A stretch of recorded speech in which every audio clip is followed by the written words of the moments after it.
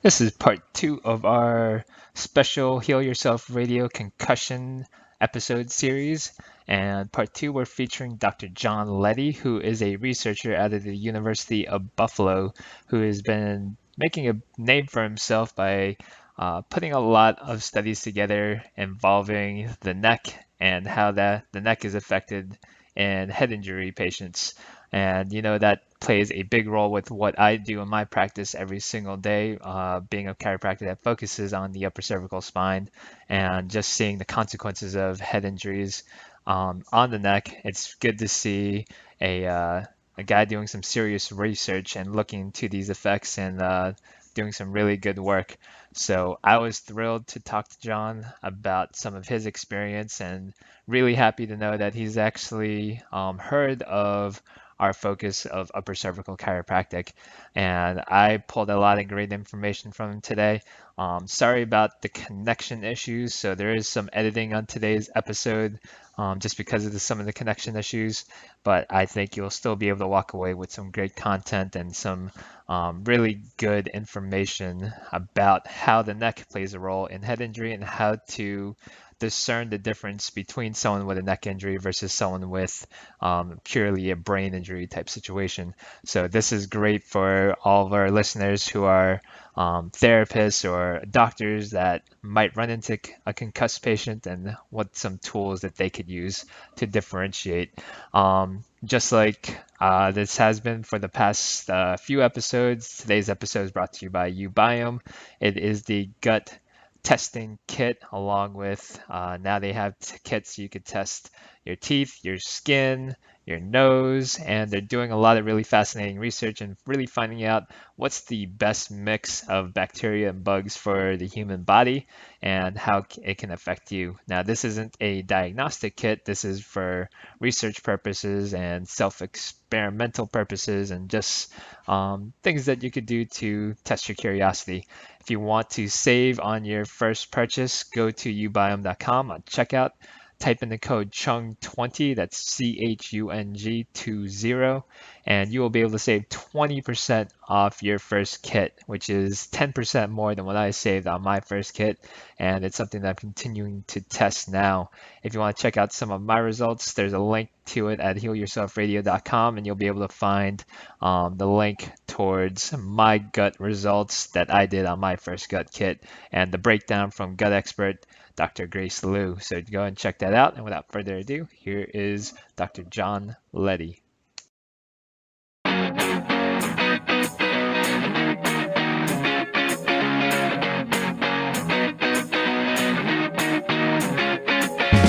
You're listening to the Heal Yourself Radio Podcast. Unleash the Doctor Within with your hosts, Dr. Jonathan Chung and Dr. Gregory Jean-Pierre.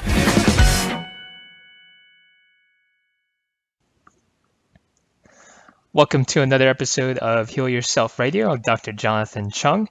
And today, with the upcoming college and NFL season coming along, I thought it'd be a really pertinent time to bring up the topic of concussions.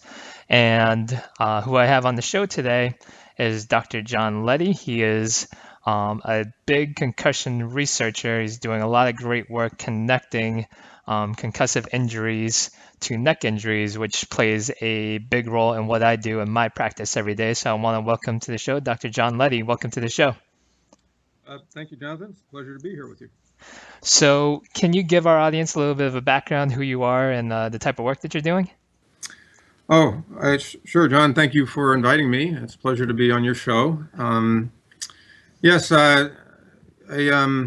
I've been a team doctor and sports medicine physician at the University of Buffalo for over 20 years now. And through being a sports medicine doc, I've seen a lot of concussions over the years. And about 10 years ago, I joined up with another faculty member here, Dr. Barry Willer, who's a traumatic brain injury expert known throughout the world. And he asked me if we'd be interested in studying concussions and better ways to treat patients. And to make a long story short, we found some of our athletes, they weren't getting better, in the typical time frame, and we decided to try to figure out why.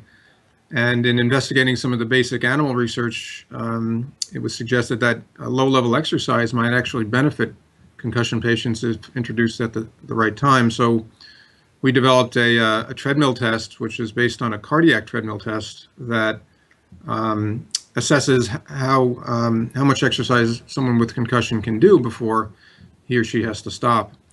And we record the heart rate at that level, and then we use the heart rate to give them a percentage of that to work at for about 20 minutes a day, every day after that. And we advise them not to exceed their symptom threshold, etc. And what we showed in a couple of small studies was that this helped them recover faster than by just doing nothing. So that's how we got into the research on using exercise testing to assess concussion patients, and then exercise treatment for those with prolonged symptoms. And that led us down to exploring the physiology of concussion. And also it led us to the fact that by assessing patients in this way, we found that a lot of them had neck injuries to explain their ongoing symptoms. Sometimes the neck injury was there by itself. Sometimes it was there with a concussion, but certainly the neck has to be considered and treated in these patients. That's awesome. That study that you did showing that a neck injury and concussive injury have the same overlapping symptoms is actually what drew me towards a lot of the work that you're doing. And I started finding a lot more articles with your name on them, which is a big part of what I see in my practice every day, especially when we're seeing patients with whiplash and they're starting to show things like dizziness and some of the brain fog. And we just see that the hypothesis that you can't really sustain a head injury without also having a high likelihood for a neck injury is definitely something that we see from a clinical basis. Yes, and what was most interesting to me was that we thought that, well, maybe there's not a difference in some of the symptoms, but you would think that with a brain injury, the patients would have more cognitive symptoms, not being able to think clearly, poor concentration, poor memory. But it turns out if you just have a whiplash too, you can get the same exact symptoms in terms of your cognitive function. So people don't realize how important the neck is to simply thinking every day. And it may be because, the neck has a lot of nerve endings that are responsible for proprioception, knowing where your head is in space. And that has relevance to how you see things and even your balance system. And so if the neck is off, several systems can be off, and all those together can therefore affect your ability to concentrate, to feel as if you're in equilibrium. You don't quite feel like you're, completely in balance when you have a neck injury. Your vision may be a little off, and this can all affect your perception of things and therefore your concentration and memory. So it's just really interesting to me that even a neck injury can have the cognitive symptoms you would typically associate with a brain injury. Definitely. What are some of the things that you recommend for, let's just say that you have an athlete who is going through a high school sport, when they suspect that they've had a concussive injury, what are some things that they should be looking for in a doctor or physician? Yeah, well, it's important to get a good history. What I try to get out of the athlete or an observer, a family member, was what did you feel, very shortly after the injury, looking for signs that they were not processing information the way they used to. There's some change in their mental status, and that could be they don't quite remember being hit or coming off the field, for example. So that's a degree of amnesia. That means there's been some memory loss, or whether they appear to be confused. Not necessarily that they don't know their name, but maybe they didn't know the situation of the game as well as they should have. They didn't know what the last play was or what the score was. And usually that's gotten from, a trainer or a parent who was there. Certainly if there was any even brief loss of consciousness, that qualifies as a concussion. Asking them about things like dizziness and how their balance seemed. They often will say that they feel like they're off balance, and someone will observe that they aren't walking correctly. They seem kind of drunk almost, because the vestibular system is often injured in the same injury that produces the concussion. And also asking them about their vision. Was their vision blurred, or did they have trouble following things? Because we're starting to appreciate that most people with concussion have ocular motor problems and focusing problems with the eyes. More than half your brain is devoted to the visual system in some way or another. So it's very likely that that's going to be affected with concussion.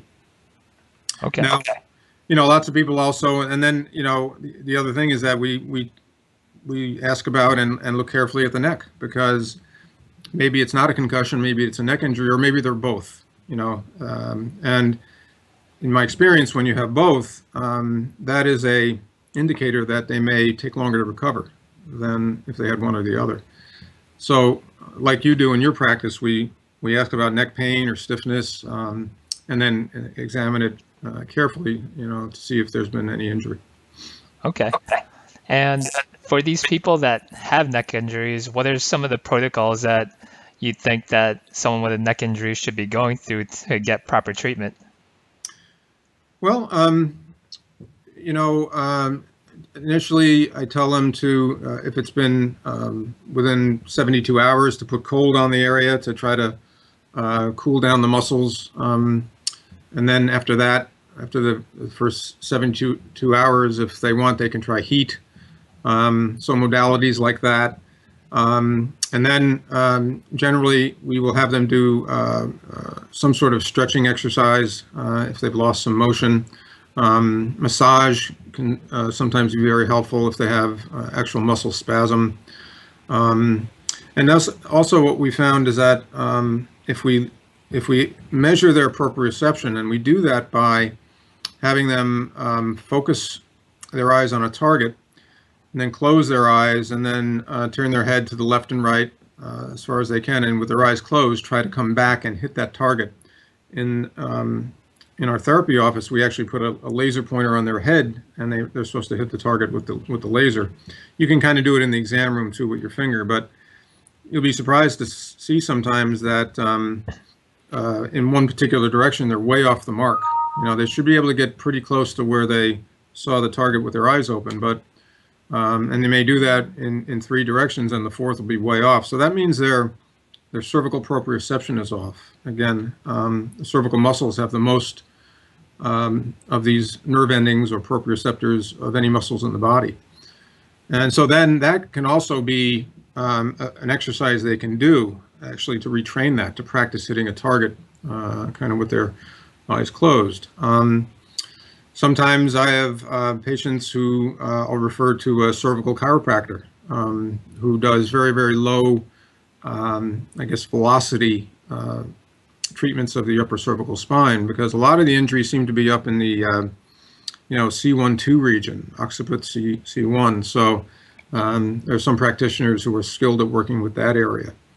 Again, sometimes you tailor it to your patient, but you want to get them in the hands of somebody who's accustomed to treating the neck, and to, again, looking at things like restoring proprioception, reducing muscle spasm, and then sometimes, they need actual strengthening exercises as well. Definitely.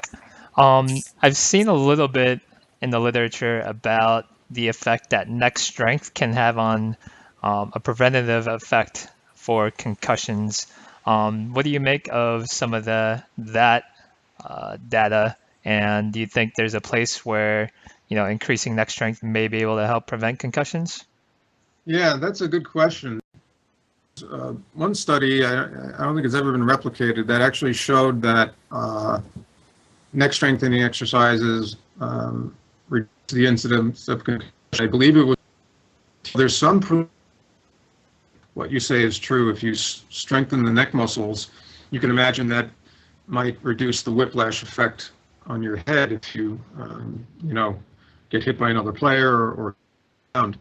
And so, I mean, on a practical level, that we advise our athletes to do that, especially, the football players and the soccer players, that they are working with their trainers on not just strengthening their pectoral muscles and their legs, but also their neck muscles, because I think that can have a protective effect. We don't have solid scientific evidence of it yet, but it makes a lot of sense. It can't hurt.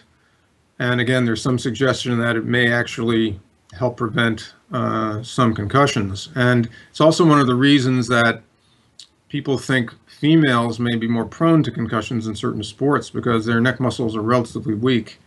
And again, if you're going to get a whiplash effect on your neck, if your muscles are weak, you're probably transmitting more force to your brain. So I think it makes good sense to advise athletes to do that. Definitely. Where do you see the direction of concussion research and the concussion treatment going in the next 5 years?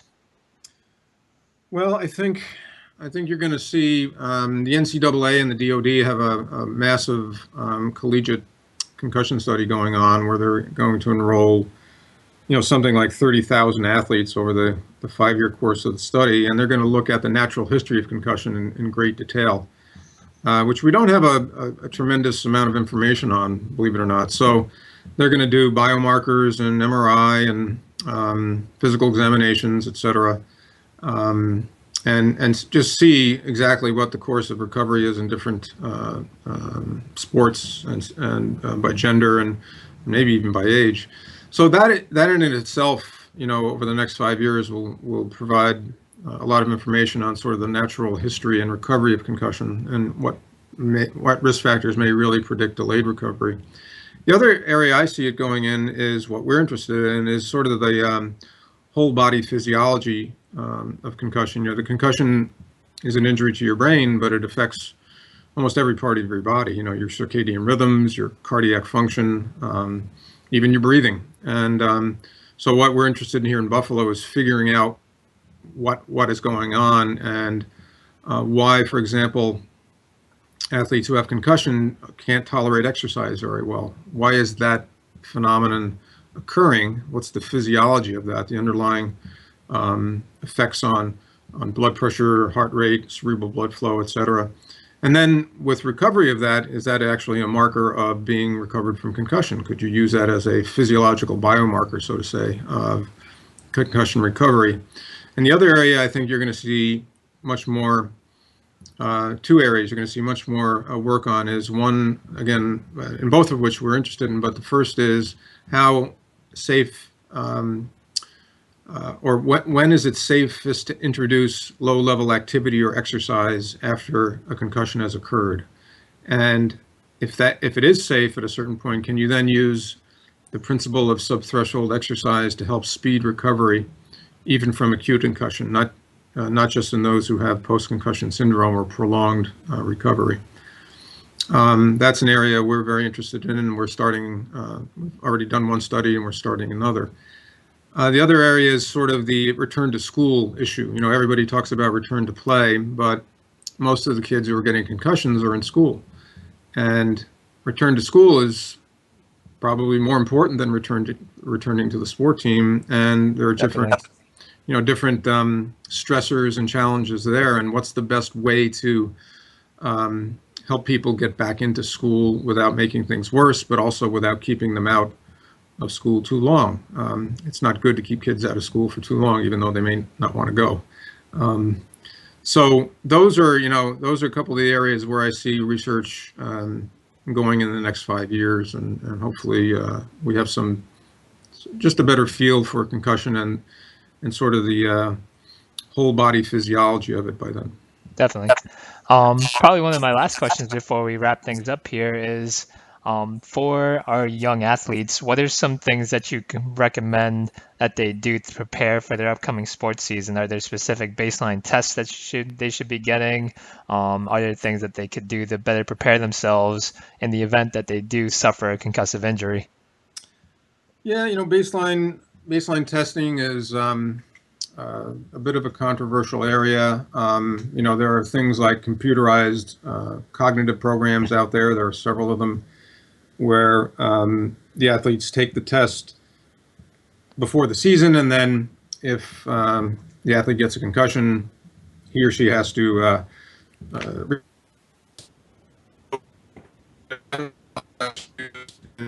much of the country.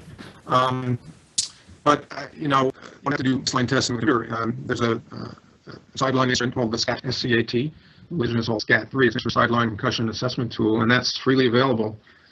And that's used by trainers and doctors on the sideline to help decide when someone's had a concussion. It's got a little mini mental status examination, a symptom list, a BEST test, which is a balance test.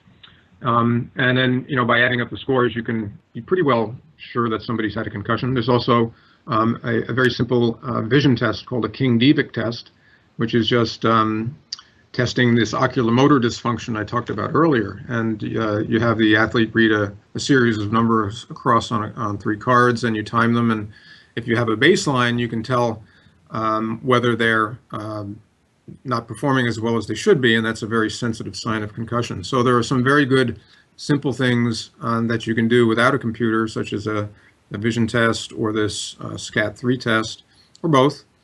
And then you have a baseline for that individual athlete, and if he or she is suspected of concussion, then you can repeat those tests on the sideline or in the doctor's office or the training room, and gauge their performance, and repeat the tests as they're getting better to see when they've recovered those functions. So I think baseline testing can be useful. There are different ways to do it. I guess the other thing, athletes, sort of basic things: play by the rules. Don't tackle with your head. Keep your head up. Keep your eyes open and aware of your surroundings all the time. I mean, that's important. And then if you're going to be in a helmet sport, have that helmet be as good as you can have it, and wear it and wear it properly, wear your chin strapped. Don't be running around with the chin strap off. The helmet's not going to work very well if you do that. I think if, like you say, if you're playing a contact sport, you might want to keep your neck muscles as strong as they can be. And also, with all the recognition now of the fact that we don't want kids to have repetitive concussions, especially close upon one another, just being educated about what the symptoms and the signs of concussion are, so that if you experience them, you come out and you get evaluated, rather than ignoring them or sort of denying them and saying, well, I can play through this. Chances are you can't play through that, and if you get hit again while you still have symptoms from the first concussion, that can be very serious. Definitely. And so, a lot of what I do after I see an athlete who's had a concussion and he or she is recovered, I tell them that it's very important to recognize that again if it happens to you, and come out. Just be checked. Maybe it's not a concussion. Maybe you can go back in, but if it is, you want to be checked, and you want to be seeing a physician who knows how to evaluate these patients, so you're ready to go back. And that way, okay, maybe you miss a game, but at least you won't miss a season if you do that. Awesome. Well, I think that about wraps it up. Do you have anyone that you want to plug, or do you want to talk about how people can find out more about the work that you're doing and University of Buffalo and some of the cool stuff that you're doing over at the Concussion Center there? Oh, well, yeah, we have a website. It's ubmd.concussion.buffalo. No, wait a minute. Our website just changed. Let me. I did some homework on it, so I'll post the actual link to it in our show notes. You can find them at healyourselfradio.com, and you can learn about the University of Buffalo Concussion Center. Is that what you call it, or is there a specific name for it? It's just the University of Buffalo Concussion Management Clinic. Okay. Yeah, if you could post the link, that would be fine. Yeah, I'll put the link up there, and people can find out more about you and some of the cool work that you're doing. Well, thanks for coming on the show. I really enjoyed getting to talk with you, especially someone that I've been following for the past couple of years because of the great research you're doing. Well, thanks, Jonathan. It was fun, and thank you for inviting me. And I hope it's useful for your listeners. Definitely. Thanks for listening to Heal Yourself Radio. If you like what you hear, show us some love on iTunes by writing a review or by sharing with your friends. We love interacting with our listeners. You can follow us on Facebook at facebook.com/healyourselfradio. You can find me on Twitter at Dr. Jonathan Chung. And you could always come to our website at healyourselfradio.com and interacting with us in the comments section. Hope you enjoyed the show. We'll see you next week.